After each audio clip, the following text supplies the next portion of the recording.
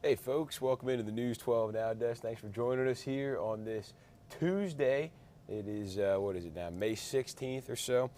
We are talking about our top headlines first, though. We're taking a look at a quick peek of the weather that Tim so kindly left for us.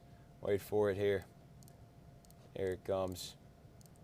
Okay, that's what we're looking at right now. 87 the high today. That's pretty good.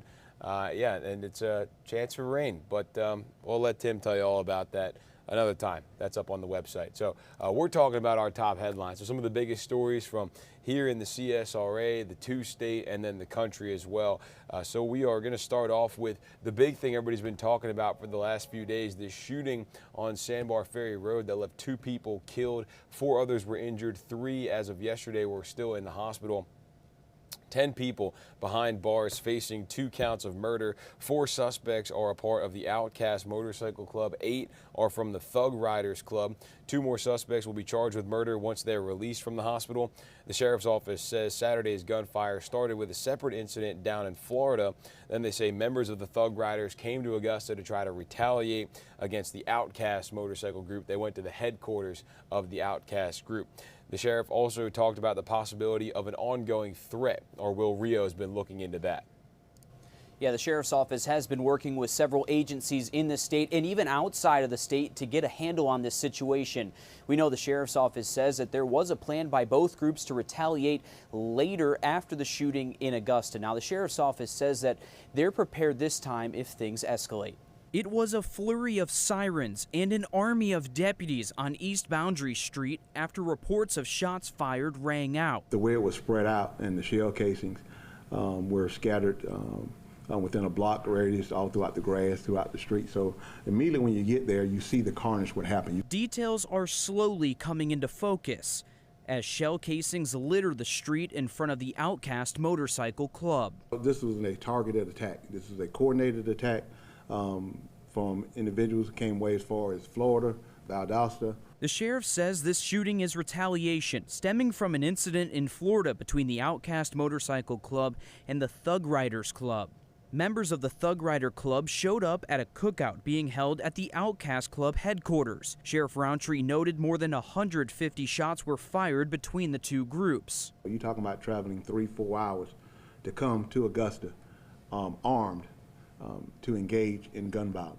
Later that evening, investigators say word spread that both groups had regional affiliates gearing up for another attack in the area. They're working with statewide agencies to prepare and monitor this ongoing situation. To bring this type of violence to our city, to add us to a national mass shooting list, is unconscionable. Now, the sheriff's office says this is obviously an ongoing investigation. There were 10 firearms recovered from the scene, including 13 motorcycles. Those were at the clubhouse. As far as the ongoing threat of retaliation in that attack, they're monitoring the situation. We'll, of course, keep you updated with all of this. Okay, thanks for that, Will. Saturday's shooting also calls into question the city's plan for mass shooting incidents. Our Craig Allison talked to city leaders about the possibility of an active shooter plan. 12 people arrested and charged, but the Richmond County Sheriff's Office is now on alert for the potential of another mass shooting, all stemming from Saturday's incident here at the Outcast Biker Club. Our communities are not the Wild Wild West. You know, it's not an unsafe place to be.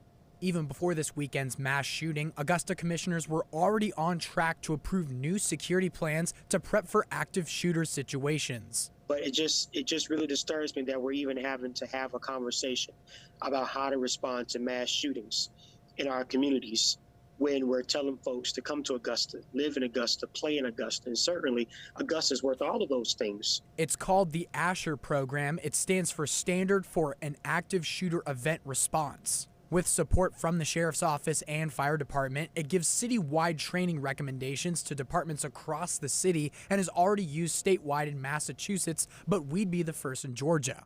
So we had many resources out.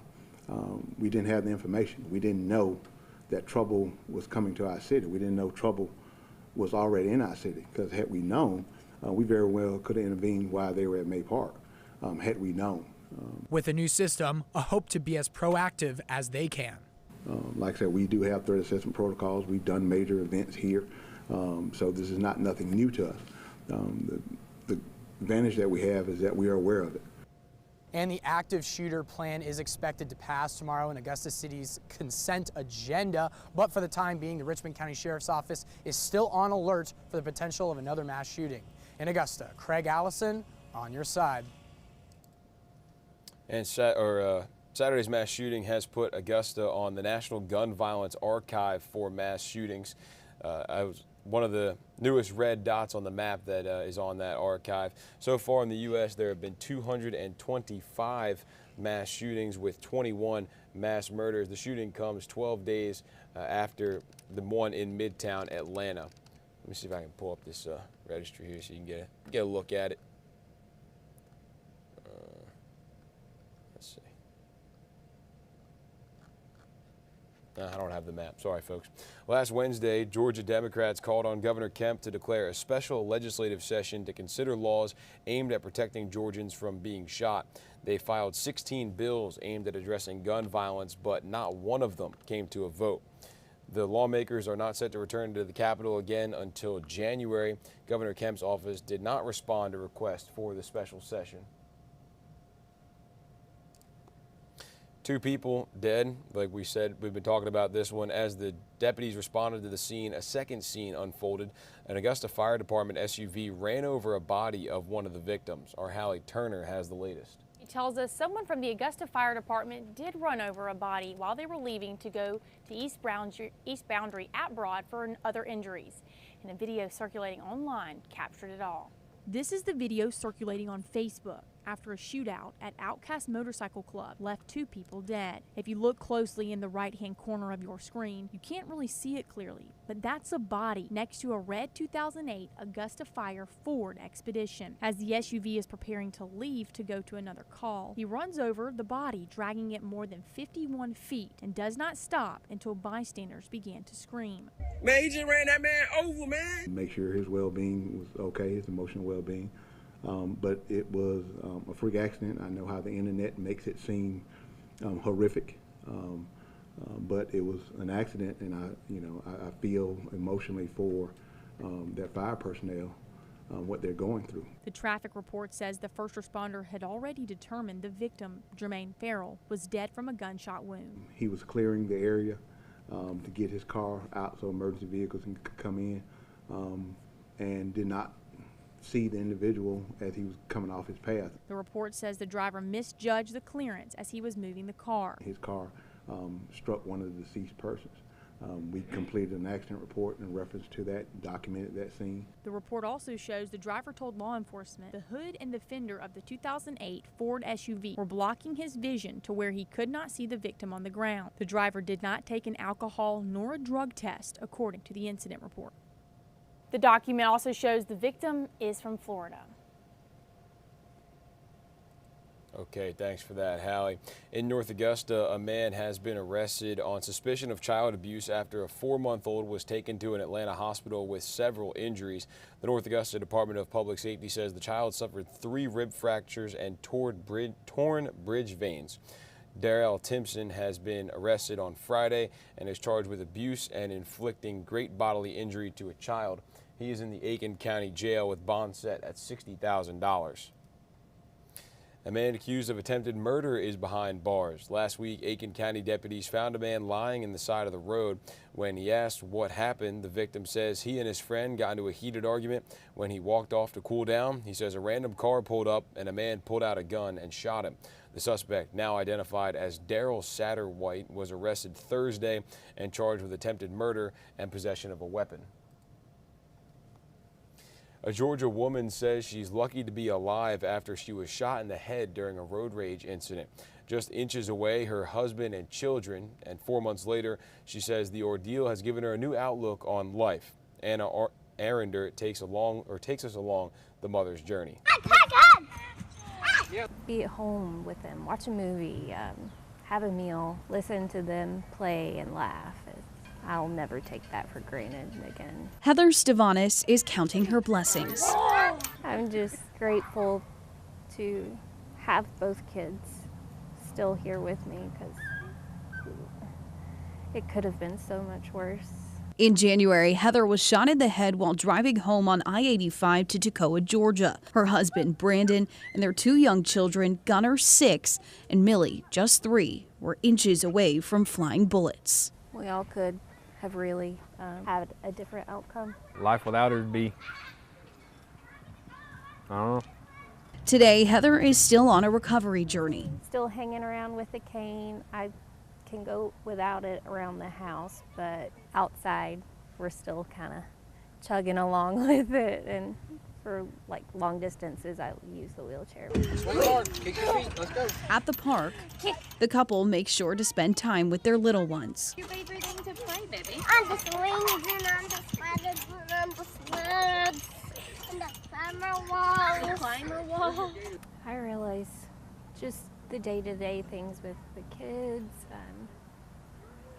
honestly being able to be at home with them, because I spent 61 days in the hospital. In the past, I stayed busy working, and now I've had to slow down and change the way things go. You know, you ask her about taking stuff for granted, you know, took for granted her taking kids to school. Now I got to do it. And it just, you know, people don't realize a single parenting's a lot harder than what it is. And even though she's home, you know, for them, she said 61 days, you know, I was pretty much a single parent. Took all that for granted. Heather and Brandon say they're working on moving forward from this incident as a family and hope that one day justice can be served in this case. The person who shot Heather and her family at that road rage incident has not been caught, and the investigation is still ongoing. Georgia prosecutor Fani Willis is asking a judge to reject Donald Trump's effort to throw out the work of a grand jury that investigated him for election interference. Willis also argued a new judge should not be assigned to the case, saying Trump's team is trying to stop a criminal investigation before any charges are filed. The former president and some of his allies are accused of trying to overturn Georgia's election results in the 2020 presidential election. Willis plans to announce this summer whether she'll bring charges against Trump or his allies. The Supreme Court has agreed to take up 2 prominent cases with important political implications.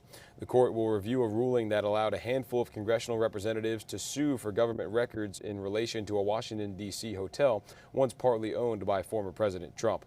In that case, the lawmakers say they have the right to sue even if they don't have enough votes to issue a subpoena. The court will also hear a case about alleged racial gerrymandering.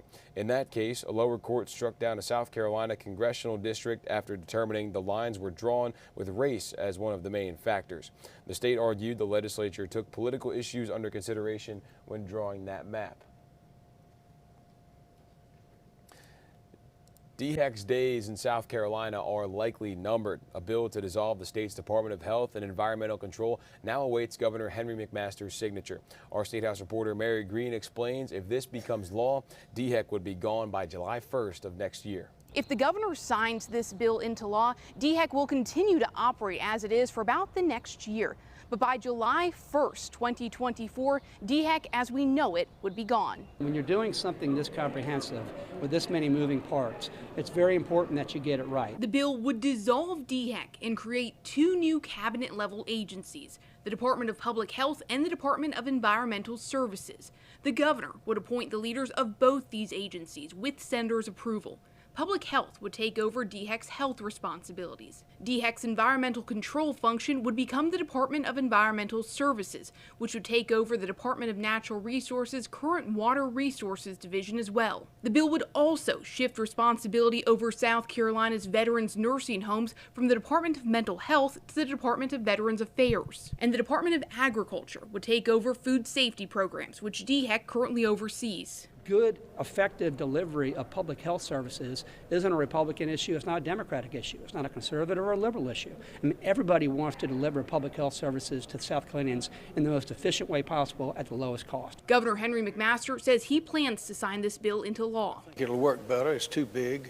It's 3,500 employees covering everything from licensing restaurants to fish to pollution. It needs to be an environmental agency and a health agency. I think it'd work better separated. More changes could follow. This bill also instructs the state's Department of Administration to hire consultants to study all state agencies involved in public health, including the Departments of Mental Health and Alcohol and Other Drug Abuse Services, and make recommendations. Whether they should be consolidated, merged, realigned. So we're taking a holistic look at public health for really the first time that I can remember. That report detailing any further recommendations concerning other state agencies would be due to the legislature by April 1st of next year.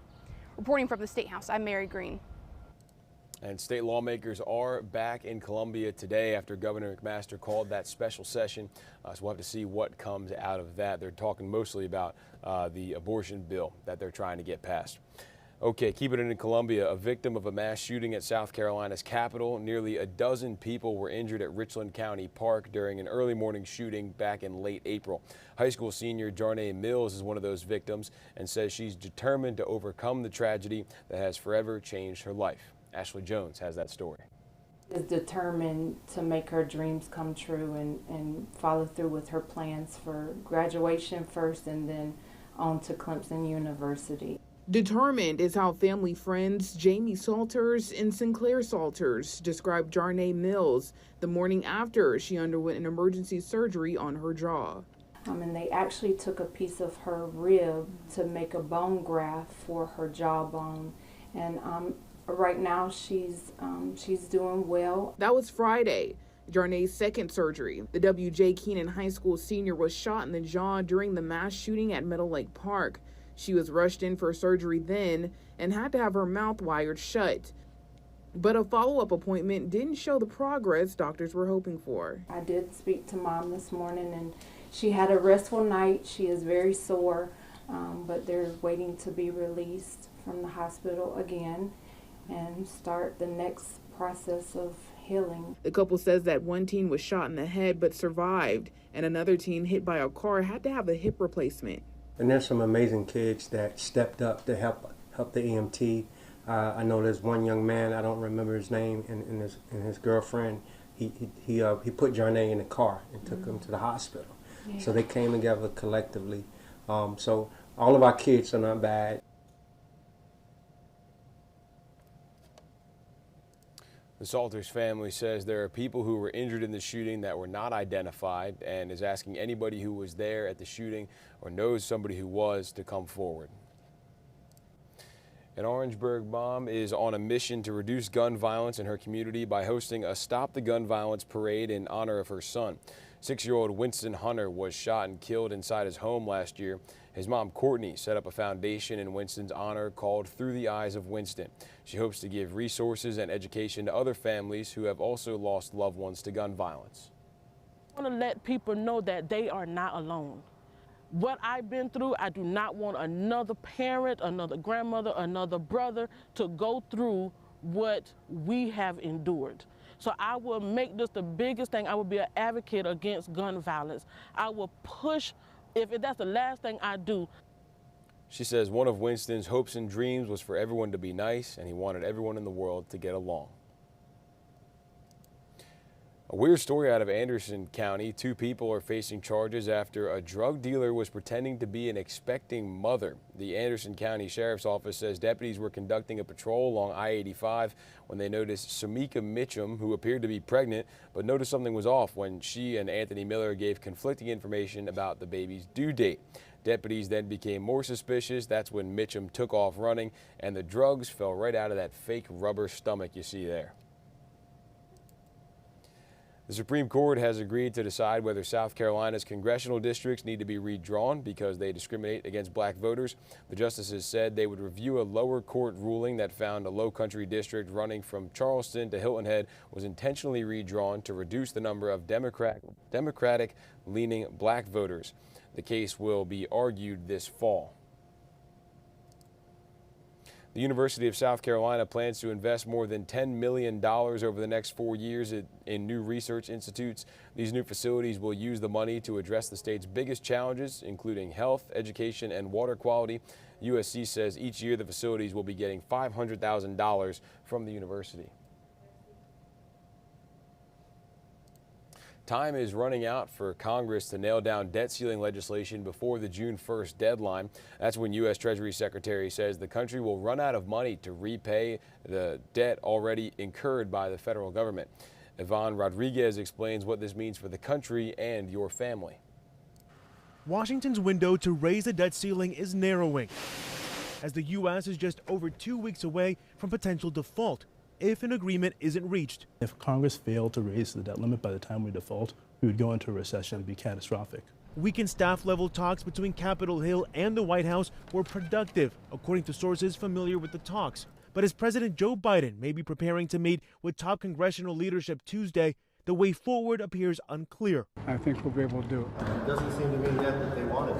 A U.S. financial crisis could unleash chaos around the world and impact millions of Americans. Defaulting on our debt isn't only about financial markets, it's about paying our Social Security recipients, it's about paying our troops, it's about paying the men and women who are working the border today. Bankrate's Greg McBride says the uncertainty alone is enough to wreak havoc on family finances. It doesn't take more than just a brief disruption to create a hole that households may take months, if not years, to dig out. This as Americans are already contending with record household debt, more than $17 trillion worth, according to a new report from the Federal Reserve Bank of New York. The more money that households are putting into debt payments, that's less money that's available for discretionary spending, which is a headwind to the economy. But McBride says there are two key ways to protect yourself as economic conditions grow less stable. Paying down debt and boosting your emergency savings. Focus on high-cost debt like credit cards. I'm Ivan Rodriguez reporting.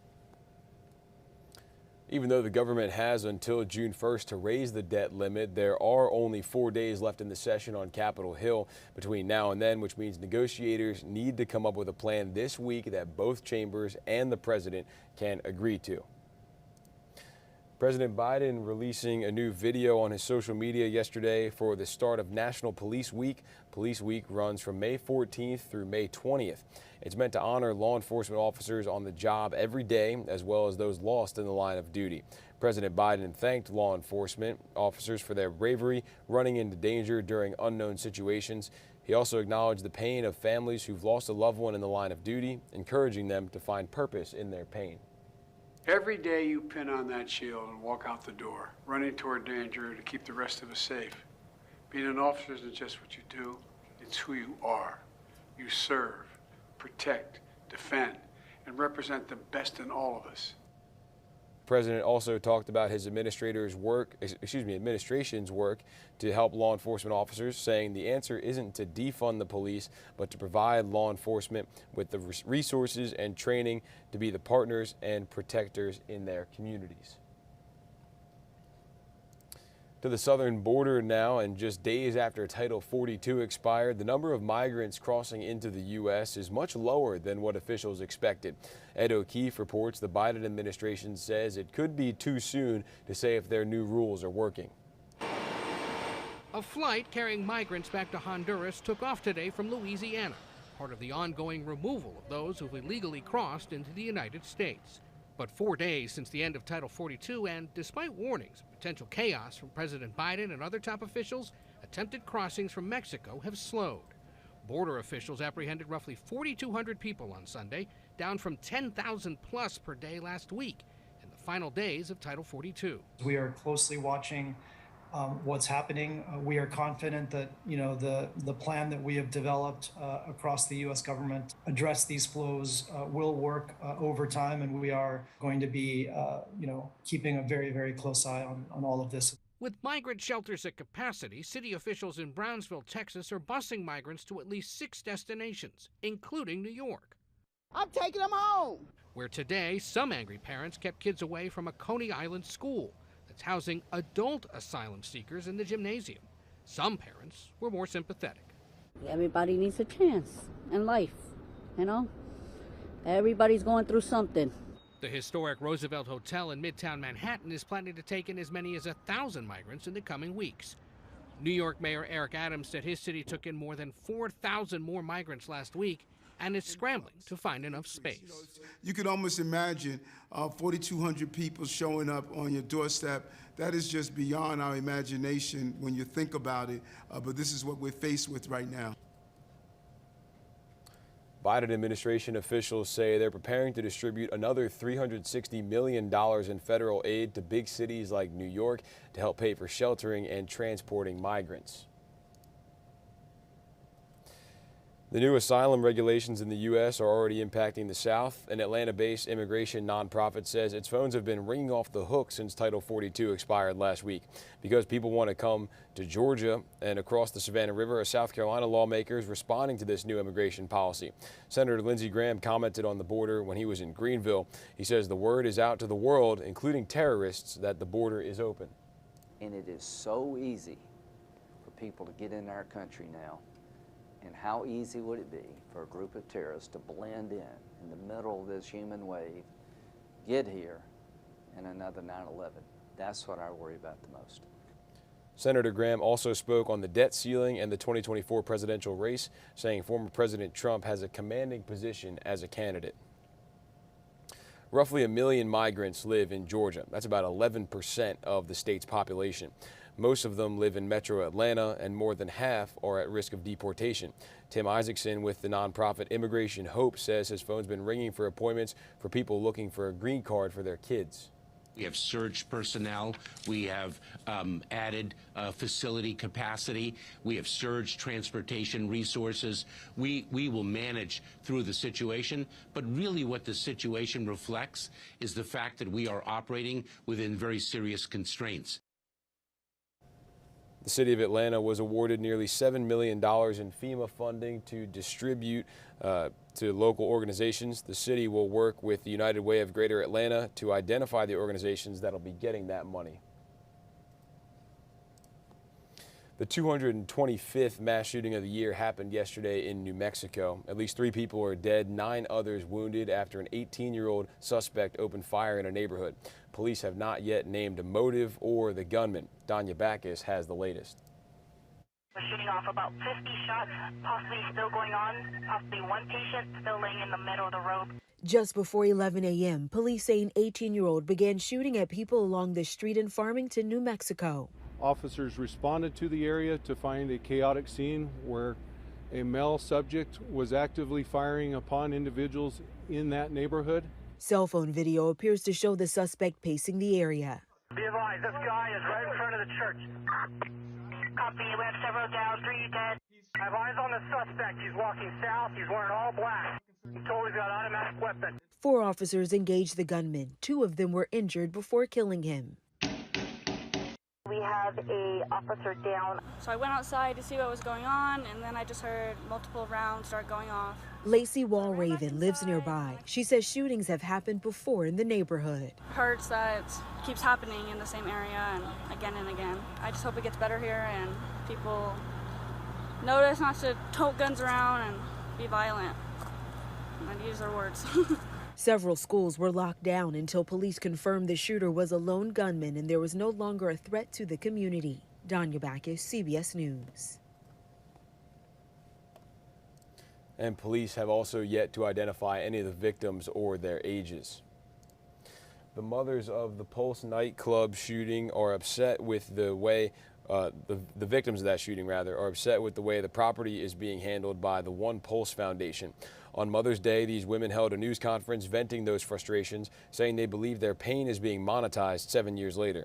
In that time, plans for a permanent memorial at the site have not happened. Then earlier this month, the deal fell through. The One Pulse Foundation said it failed to reach an agreement with the founder and other property owners for them to donate property. You've got to ask the tough questions.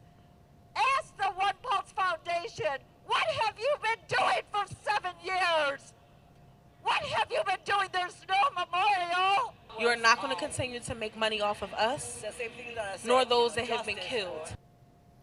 A rep for One Pulse provided a statement. Since the shooting, time has been spent remembering and honoring the 49 people who died, and the decisions made regarding the One Pulse Foundation have been difficult. A warm welcome for Ukraine's President Zelensky as he visits the UK yesterday. This latest visit, part of the European tour by the Ukrainian leader, who's looking to gather support across the continent. He also provided more detail about the coming Ukrainian counteroffensive. We really need some more time, not too much. We'll be ready, you know, in some time. I want to be very honest with you. I can't share with you some days. I just don't want to prepare, not for our friends. There are no secrets from our friends, but there are some secrets from our neighbors. Zelensky says that's why Ukraine has to prepare and gain support to help it become stronger. The writers' strike is entering its third week, and some writers are hoping to make a love connection on the picket line. They're using different color markers to show what they're interested in. It worked for one couple. They met on the picket line during the 2007 writers' strike and eventually got married. I just love to multitask, so this is perfect for us. It's we get to go out, picket like we're supposed to, and maybe meet the love of our lives. And isn't every story about love? So. Yeah, I guess. I thought the story was about trying to get more money, but yeah, whatever works for you. As for the strike, no new negotiations have been scheduled. Now, if I'm in this strike, right, and I'm, seriously trying to get some more money, I'm a little frustrated that people are out here just trying to, look for love. I didn't think that was the whole point of this thing, but, to each their own, I suppose. A fisherman in Hawaii is counting his blessings. Miraculously, he wasn't injured after an encounter with a shark over the weekend. Not only that, but he was able to catch the whole thing on camera. Tom George has that story. Oh! Tiger shark! Tiger shark ran me. It looks like a scene from the movie Jaws, and for Scott Haraguchi, an experience so scary, he says if he didn't catch it on video, people probably wouldn't believe him. It's incredibly bad luck, but incredibly good luck to capture it. Scott was out fishing on his kayak over a mile offshore from Kualoa in shallow waters. He had the GoPro turned on because he had just caught a fish, and he forgot to turn it off. That's when this happened. And I heard a whooshing sound that sounded like a boat, like heading towards me without the motor. And I looked up, and I saw this big, wide, brown thing, which my brain thought was a turtle. But then I got slammed by it, and then I realized it was a tiger shark. He was able to kick the shark away and even kept on fishing. It wasn't until he looked back at his video that he realized just how lucky he was. He doesn't know why it happened, but says after the attack, he also saw a wounded seal. So I'm thinking that the shark actually disabled and wounded the seal, let it die, or was waiting for it to die, came back and thought I was the seal, and attacked me instead. The marks on the kayak pretty small, and Scott not hurt, just shaken up. Just happy to live to tell the tale of the one he's glad got away. I realized that life is short, time is short on earth. Make the most of it, be nice to people, all that stuff. Tiger shark ran me. A 20-foot shark was spotted close to North Beach the following day. Not clear, though, if that was the same shark. A long-awaited day for a lot of college students coming up here as they get ready to graduate all across the country. Kyle Pozorski sat down with one grad whose story of resiliency began years before college was even on her mind. It's one of the final times Holland Pearson will be walking down the halls of UW Whitewater's Green Hill Center of the Arts. I feel like it's been a long time coming. I have no idea where I'm going to end up. Holland is graduating, giving a speech at her university's commencement in front of hundreds of fellow classmates, friends, and professors, hoping to inspire them through her own life experience. I've had a lot of people ask me, like, Holland, how do you do it? Or, like, how do you not give up? Because if I were you, I'd totally give up. Like, you have the worst luck. You can't tell now, but Holland was diagnosed with cancer when she was 5. So I had major surgery when I was 5, and then I had chemotherapy. Leaving vital parts of childhood gone. Then it came back, and I relapsed when I was 7, but this time it spread to my lungs. So it was back to more surgery, chemo, and then this time radiation. And then, unfortunately, it came back the 3rd time. She learned lessons in resiliency to get through early education. I missed over 650 days of school. So, like, when I was going back, I just had no clue what was going on. When it came time to decide what she wanted to do after high school, she wasn't quite sure what to do. Her high school art teacher encouraging her to take up an art major. He always told me, Helen, you're going to go to college, and you're going to go to art school, and you're going to become an art teacher. And I was like, no, I'm not. Yeah, she found herself switching majors from communications to art, going down a journey of self-expression through her years of treatment. Like, it gives me catharsis when I'm painting. I think as I was a freshman here, I was very much just like, oh, I want it to be pretty, I want it to look nice. And then as the years went on. It was more about like the emotion that I was getting. One of the people who has helped Holland along her journey at Whitewater is Greg Piccaro. I met Holland, I believe it was fall of 20 when we were online, remote learning because of COVID. Piccaro says through teaching Holland, he's seen up close just how special she is. I'm incredibly proud of her. She was an exceptional student, both academically, but also just as a human being. She's a very genuine, kind of grounded, humble young woman. And I can attribute that to just the struggles that she faced at an early age. Like, her resiliency is amazing. Now with graduation in sight, she hopes to spread a message to her classmates to be thankful for the life they all have. You were able to accomplish this and you're here at graduation and look what you have done, and like there's so much more that you're going to do and that you can do. An incredible story of resilience and perseverance. Congratulations to her for, powering through all that and still coming out on top, being able to graduate college. And she's not done yet. Her next stop is Syracuse University to work on her Master's of Fine Arts degree. No doubt in my mind, she's going to thrive up there doing that. Okay, let's move along here. In an emergency, you go to the ER, but sometimes those visits come with unexpected bills. Consumer investigator Carice Jackman partnered with Kaiser Health News to examine the challenges that come with costly care. It's an ER visit Lee Fava says left her with a large bill. It was just outrageous. $700 for a shot? Unanswered questions. So there were all sorts of things on that bill I wanted to dispute, but I couldn't even get a person to respond to me. And a poorly wrapped bandage. Fava went to the ER in November 2021 after injuring her thumb while on her front deck. Obviously, when you have an injury like that, the first thing you need is a tetanus shot. And so, among other things that were done as far as ointments and things like that, they did give me a tetanus shot, but they ultimately charged me almost $700 for it. She says there were a few items on her bill that just didn't add up, even though she works in the medical field. I wanted to dispute the tetanus shot because I thought it was outrageous. I wanted to dispute the level 4 emergency room fee because this was not a level 4 injury. This was a level 1. This was basic. And I also wanted to dispute the medication that I was charged for that I did not actually get. In emergency rooms, patients are coded at certain levels depending on the severity of injuries and the diagnostic tests done. The higher the level, usually the higher the cost. Despite sending letters and calling the hospital, Fava says she was ignored. She reluctantly paid her remaining balance, around $785, to avoid it impacting her credit, but wants a refund and answers from hospital administrators. Lee, how would you describe this entire ordeal in one word? Disappointing.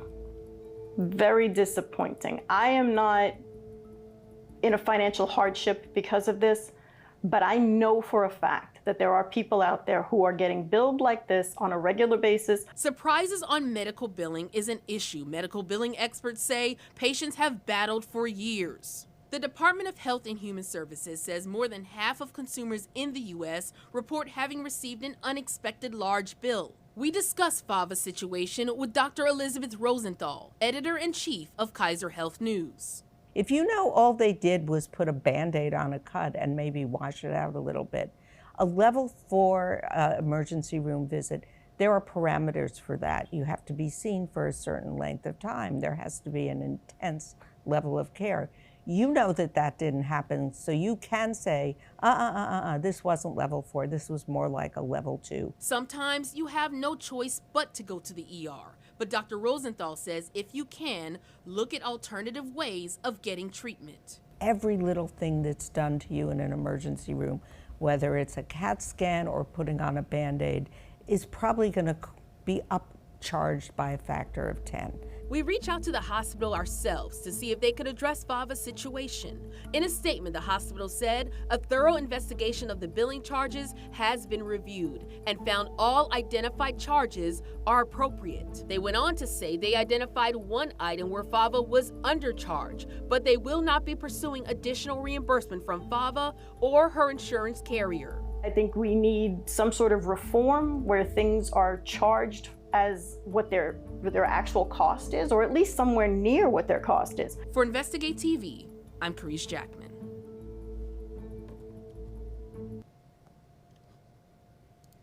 Fava works for a firm where the same hospital is a client. After speaking to our team, she says the hospital system sent an email to her bosses asking them to take care of all of their cases. She's now seeking legal advice.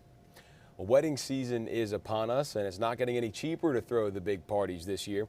In this Watching Your Wallet, consumer investigator Rachel DePompa talks to an expert on little ways you can cut costs and save on your big day.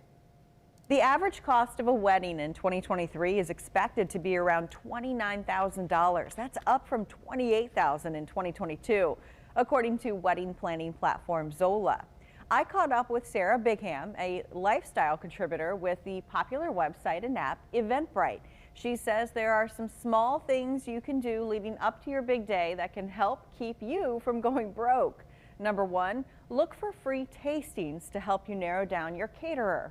I've seen these offered pretty regularly from catering companies and restaurants. It's a great way to nibble a few bites, see what might work for your menu at your own wedding without having to pay for those very expensive catering tasting menus. Flowers can also cost more than you think as you are planning your wedding. Sarah has a good idea to help you not spend as much. Flowers are costly, so grab your girlfriends and do it yourself.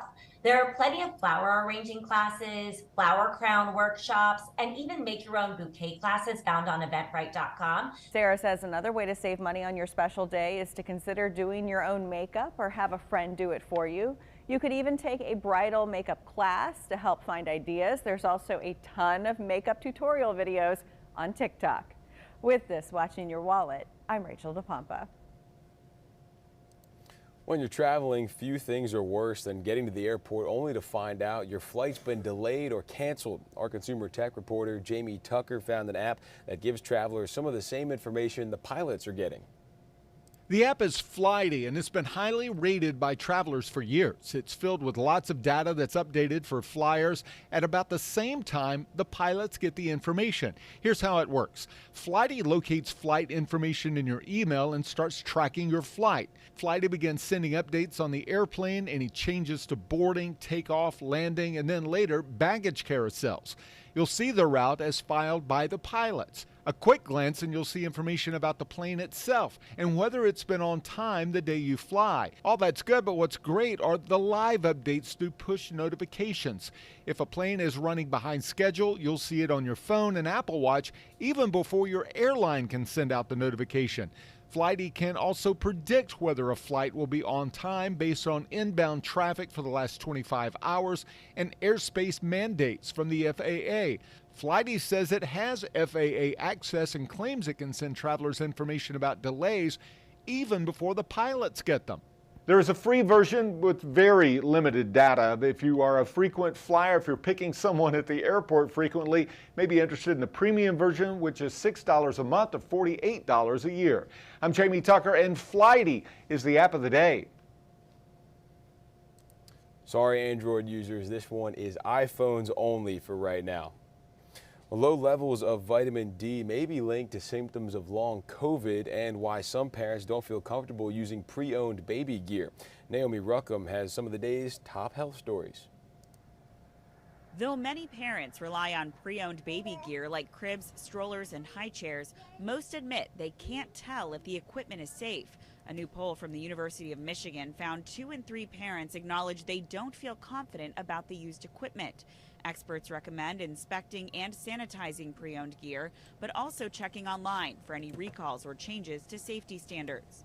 Performance-enhancing drugs may be linked to a long-lasting risk of heart disease, according to a new study out of Denmark. Researchers looked at dozens of men who used synthetic anabolic steroids. They found that former steroid users were more likely to develop heart disease compared to those who never used them. Doctors say anabolic steroids impair blood flow through even the smallest vessels in the body. And low levels of vitamin D may be linked to symptoms of long COVID. Italian researchers looked at 100 patients, measuring their vitamin D levels when first admitted to the hospital for COVID, then 6 months later. They found lower levels of vitamin D in patients with long COVID. Levels were even lower for those suffering from brain fog, including confusion, forgetfulness, and poor concentration. Those are some of the day's top health stories. Naomi Ruckham, CBS News, New York. A college professor in Florida came up with a way to wean babies off opioids, and it's now recommended by one of the National Institutes of Health. As Amy O'Shear tells us about a foster mom who's detoxed more than one addicted baby using this method. And he is charming and adorable. This baby boy had a rocky start. He came into this world hooked on drugs. It's something foster mom Karen Scott has managed more than once. Opioid babies have twitching. When they go through withdrawal, they cry a lot, they're uncomfortable. They have fevers, they have a lot of diarrhea. The Scott family nurtured him with lots of love and support. We swaddled him. Swaddling is the best technique for an addicted baby that there is. Every 24 minutes, a baby is born in this country with opioids in its system because drugs pass from the mother to the baby in the womb. The challenge is detoxing them quickly and comfortably. Dr. Rosemary Higgins is a researcher with FGCU. She's also a neonatologist who worked with sick and premature babies. Dr. Higgins was part of a national study which may change the course of treating opioid-addicted babies. In the past, it was common to dose them with medications. Most hospitals had a number at which they would either start treatment with an opioid substitute for the baby. So for instance, morphine sometimes is used. Other drugs are also commonly used. And then the baby was slowly weaned off of that. But many doctors felt there was a better way, supportive care like the Scotts used. Dr. Higgins' study group looked at a method called ESC, for Eat, Sleep, Console. It's non-pharmacology, it's non-drug, whereby you console the baby, allow them to feed, allow them to sleep spontaneously on their own. The study found babies who went through the standard dosing method stayed in the hospital longer. They went home on an average of 14.9 days, so about 2+ weeks, a little bit over.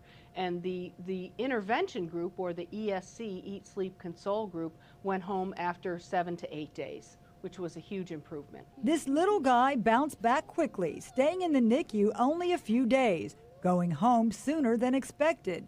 Now 2 months old, all signs of addiction are gone. He is so happy and surrounded with, about a dozen kids that love him just as much as we do. Living proof that a dose of TLC goes a long way. That's all we need in life, right? Just a little TLC for everybody. Okay, let's talk about sports now. Augusta Christian taking on Hammond in the state championship. Game 2 is tonight. Dan Booth has your sports, and also Augusta University women's golf making history.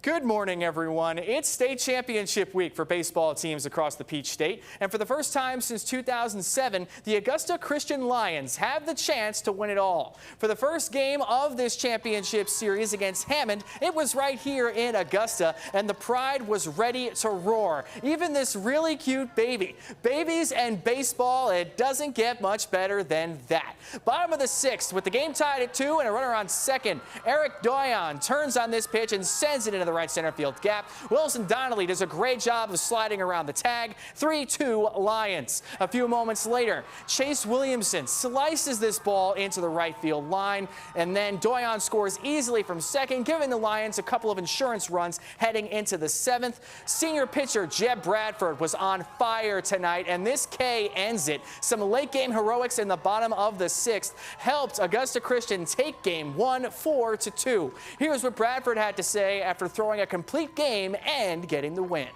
It was awesome. It was a really cool moment for me, even cooler moment for my guys, just to pull through for me.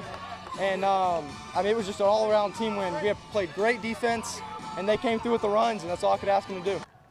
The Lions are taking a 1-0 series lead on the road for Game 2 tonight in Columbia.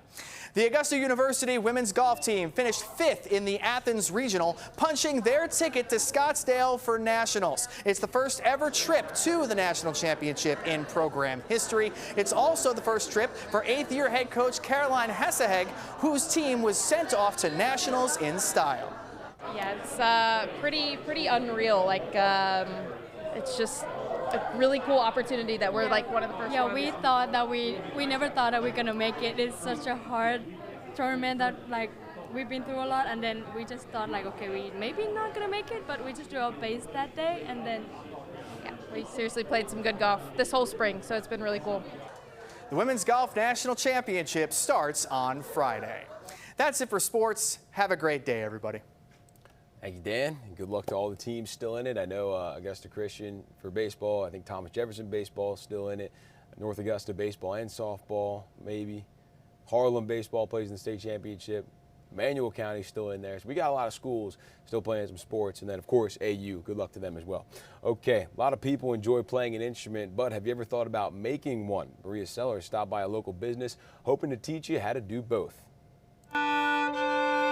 We're here to be a community hub for people to find music and find joy. For Nathaniel Bruner and Jonathan Clark, joy comes through playing violin. I fell in love with the violin watching my grandma play. So she lived with us growing up, and when I was 2, I wanted to play violin like grandma. I started playing violin when I was 8 years old, and I kind of just picked it up naturally, and I really loved it growing up. But they really find the music through building and repairing them. It's a tradition, and it's something that has been carried down for hundreds of years, and it's still being done the same way. Clark spent time working with a craftsman in Columbia learning how to make them. Now he's sharing the skill. I just wanted to make the opportunity available for local Augustans who wanted to learn and kind of just share the tradition of violin making. Bruner was Clark's first student. Getting them up and singing again is really the passion that got us started. They both passed on the knowledge to Audrey, who was interested after getting one that needed repairs. There's a lot of hard work that's put into it, but it is rewarding. Clark says he's hopeful restoration will be rewarding for everyone who learns. It's almost like leaving a legacy, and it's creating something that can be passed down through generations that your children and grandchildren can enjoy, can even play. Whether it's playing the instrument or creating it, The 3 of us just love to help people find their passion. In Augusta, Maria Sellers on your side. Always admired people that can play instruments. I think that's such a cool skill, and it's so difficult to learn, especially as you get older. It's like learning another language is best to do when you're younger because the brain retains everything a little bit better. But Clark says they're hoping to start teaching how to make violins this summer, so they encourage anyone interested in learning how to play to come in and try it for free before signing up for lessons. And you can find out how to do that up on our website, WRDW.com. That's where all these stories are. Also, if you're watching this on the website, be sure to download our WRDW streaming app. You can do that on your Roku, your Fire Stick, your Apple TV, whatever your favorite streaming device may be. It's got all of our I-Team investigations, first alert forecast, aerial Augusta, sports coverage, live newscast. Everything is up there, and it is free to download, so go ahead and give that a download. Also, be sure to subscribe to our new YouTube channel. We put all of our clips and streams and everything up there on the YouTube channel. For example, the Sheriff Roundtree press conference yesterday, that is up on the YouTube channel right now if you wanted to go watch the whole thing. Coming up at about 10:30, 11 o'clock, Meredith Anderson and I will be hopping on here talking about her latest I-Team investigation. We were supposed to do that yesterday. I totally forgot about the Sheriff's press conference, so we moved that back to today. And we did the press conference yesterday. So we'll have that coming up a little bit later on this morning. As for right now, though, you want to hop on over to Morning Mix. You got about 7 minutes left till that starts. Cliff and Zana will have the latest lifestyle news over there for you. And we will see you back here a little bit later on this morning.